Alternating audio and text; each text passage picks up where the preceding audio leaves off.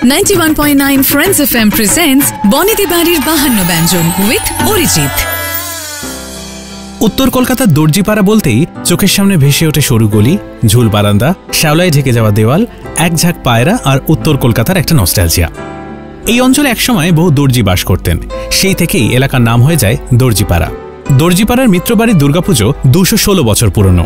নীলমণি মিত্রের উত্তরপুরুষ রাধাকৃষ্ণ মিত্র এই পুজোর প্রবর্তন করেছিলেন। কলকাতার বুকে শতাব্দী প্রাচীন এই পুজো এখন পরিচালনা করেন মহিলারা। দর্জিপাড়ার মিত্রবাড়ির পুজোতে একবার এসেছিলেন লর্ড কর্নওয়ালিস। ইতিহাস বলে মা শারদা এই বাড়ির পুজোর জন্য পরমান্ন রেঁধেছিলেন। মিত্রবাড়ি দুর্গাপুজোয় 108টি পদ্মের পরিবর্তে 108টি অপরাজিতা ফুল দিয়ে পুজো হয়।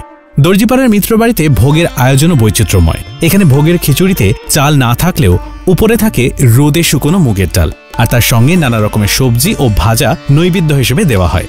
এ বাড়ির অন্যতম উল্লেখযোগ্য ভোগ হল মাখনের নৈবেদ্য। মাখনকে 3 কোনা অর্থাৎ মন্দিরের চূড়ার আকারে কেটে দেবীর উদ্দেশ্যে নিবেদন করা হয়। অব্রাহ্মণ পরিবার বলে এই বাড়িতে অন্নভোগের প্রচলন নেই। রান্না করা ভোগের বদলে কাঁচা আনাজে হলুদ মাখিয়ে সাজিয়ে দেওয়া হয় ভোগের থালায়। ষষ্ঠীতে সাবুর পায়েস, সপ্তমীতে আটার হালুয়া, অষ্টমী ও নবমীতে পায়েস ও দশমীর দিন মিষ্টি দই দিয়ে মাখা হয় খই। আর পুজোর শুরুর দিন থেকে সন্ধি পুজো পর্যন্ত প্রায় প্রতিদিনই মাখন চিড়ে নৈবেদ্য দেওয়া হয়। সবশেষে দেওয়া হয় পানের খিলি। এখানে দেবীকে দেওয়া হয় ঝাড়খিলি পান। পান পাতায় শিরা দিয়ে তৈরি হয় এই খিলি পান, যা দেখতে অনেকটা ঝাড়বাতির মতো। আদরের নাম ঝাড়খিলি। ফুলের পাপড়ির আকারে চারপাশে সাজানো থাকে নানা ধরনের পান মশলা। দশমীতে মোট 27টি পানের ঝাড়খিলি তৈরি করা হয় সকলের জন্য। দর্জিপাড়া মিত্রবাড়িতে পুজো হয় বৈষ্ণব মতে, তাই বাড়িতে পেঁয়াজ, রসুন, মাছ, মাংস, ডিম ঢোকা বারণ। আবার অন্যদিকে কচু, চাল কুমড়ো, কাঁঠাল এগুলোও খাওয়া বারণ। তাই এই পুজোতে নবমীর ভোগ হয় নিরামিষ। আগে এই বাড়িতে ছাগ বলির প্রচলন ছিল, কিন্তু শোনা যায় যে রাজকৃষ্ণ মিত্রের পায়ে একবার একটা ছাগল এসে পড়ায় সেই থেকে বলি বন্ধ হয়ে গিয়েছে। দশমীর দিন পান মাছ খেয়ে বাড়ির মহিলারা দেবী বরণ করেন।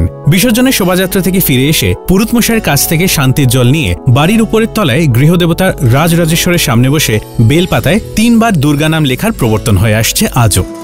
বনেদি বাড়ির এমন আরো অনেক গল্প নিয়ে আমি অরিজিৎ থাকছি বনেদি বাড়ির 52 ব্যঞ্জনে। তাই শুনতে হলে লগ ইন করো youtube.com/919friendsfm পডকাস্ট এই চ্যানেলে।